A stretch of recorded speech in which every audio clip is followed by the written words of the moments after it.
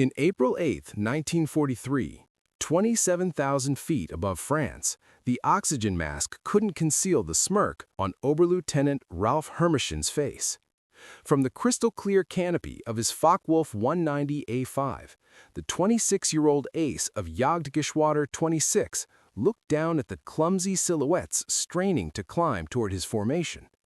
To a veteran German pilot accustomed to the predatory elegance of the Spitfire or the jagged agility of Soviet Yaks, the new American contenders looked like a joke. "The armies have sent us flying milk bottles," Hermishen transmitted to his wingman, his voice cracking with suppressed laughter. Below them, 16 P-47C Thunderbolts of the 4th Fighter Group were lumbering upward. They were massive, barrel-shaped beasts, their 2,000-horsepower Pratt & Whitney R2800 double wasp engines screaming against 7 tons of dead weight.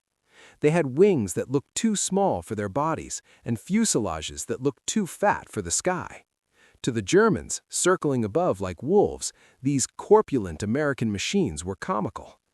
But Hermishen didn't know that he was witnessing the arrival of the weapon that would systematically dismantle the Luftwaffe. He couldn't imagine that within 18 months, these objects of derision would transform into instruments of absolute terror. He didn't know that the mathematics of his own destruction were already loaded in those thick wings. 3,400 rounds of ammunition, a combined fire rate of 6,000 rounds per minute, and enough kinetic energy to saw a Messerschmitt in half in under 2 seconds. The laughter was about to stop. The story of the P-47 Thunderbolt is the story of how industrial logic defeated tactical brilliance. It is the story of how a panic in June 1940 led Alexander Kartveli, Republic Aviation's Georgian-born chief designer, to ignore the request for a lightweight interceptor and instead build a monster. "It will be a dinosaur," Kartveli admitted to his team, "but it will be a dinosaur with good proportions." When the prototype first flew in May 1941, it shocked everyone. It was 65% heavier than its predecessor.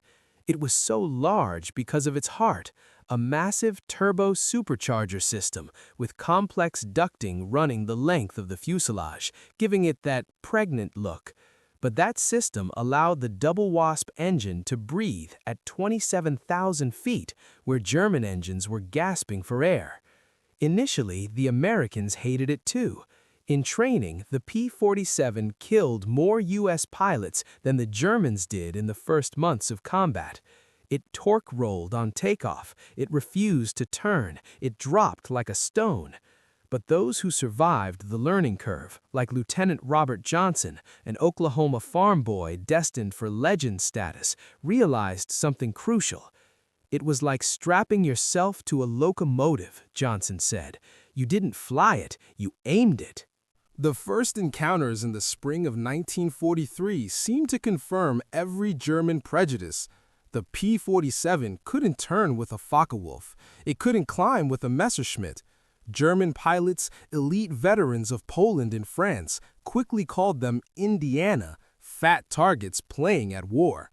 Luftwaffe ace Pips Priller reported to HQ, "The new American fighter is meat for the slaughter. It flies like a truck, turns like a freight train, and climbs like a pregnant cow."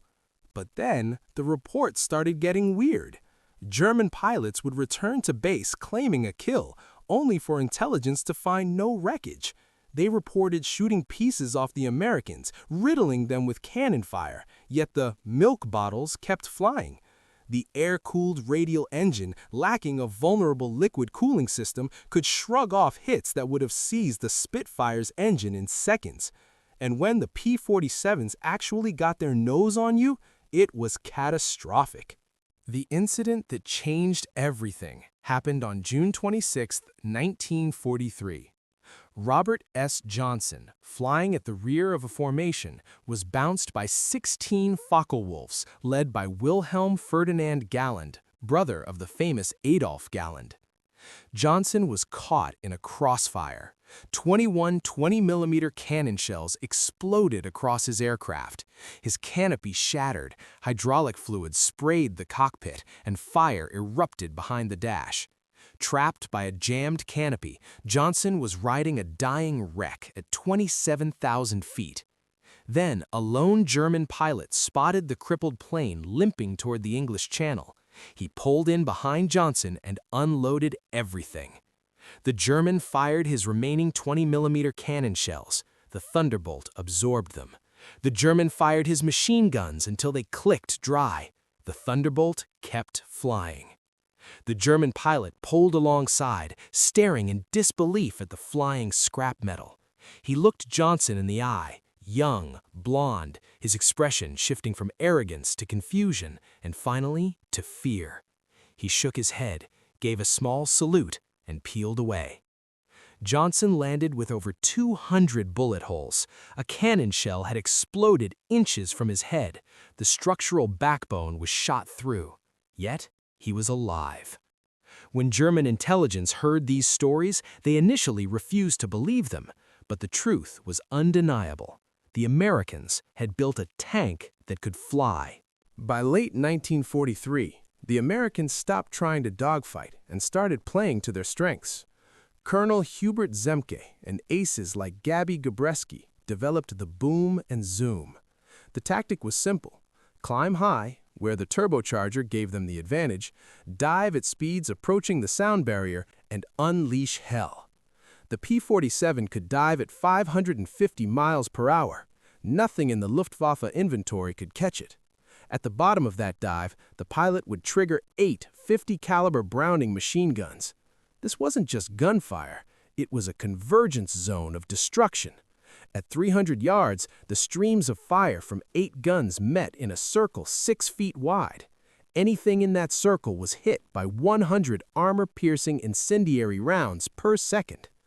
When you hit them with all 8, they don't just go down, Gabreski said. They explode. I saw a 109 literally cut in half. Then came the technological checkmate.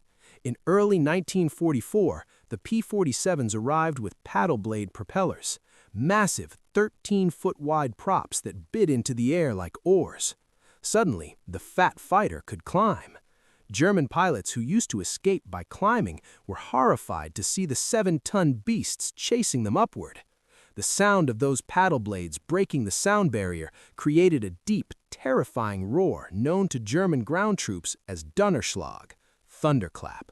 As the P-51 Mustang took over high-altitude escort duties, the Thunderbolt found its true calling, the Jabo, Jog Bomber. Down on the deck, the P-47 was a weapon of mass destruction. It could carry half the bomb load of a B-17 Flying Fortress. It carried rockets that hit like artillery shells. After D-Day, the P-47s effectively paralyzed the German army. In June 1944 alone, they destroyed 651 locomotives and nearly 4,000 trucks. German columns could only move at night. To be caught on a road in daylight was a death sentence. Oberst Hans von Luck, a panzer commander, recalled, "They came in so low you could see the pilots' faces. The sound was terrifying. A column of our trucks simply ceased to exist. They were flying artillery with the accuracy of snipers." The ultimate realization for the Luftwaffe wasn't just that the P-47 was tough or heavily armed. It was that there were so many of them. During Operation Bodenplatte in 1945, the Luftwaffe's desperate last gasp, they managed to destroy 22 Thunderbolts on the ground at a specific airfield. A captured German pilot, trying to salvage some pride, taunted American Major George Brooking, pointing at the burning wreckage. What do you think of that? Brooking pointed to the horizon where fresh planes were already landing. By tomorrow, we'll have 40 new ones. How long will it take you to replace your pilots? The German's smirk vanished.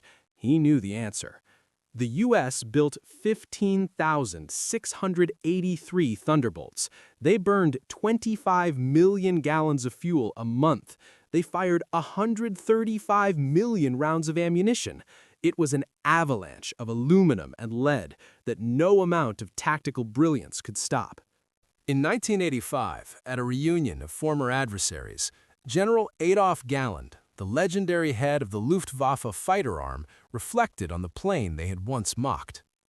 "We made a terrible mistake in 1943, Galland said.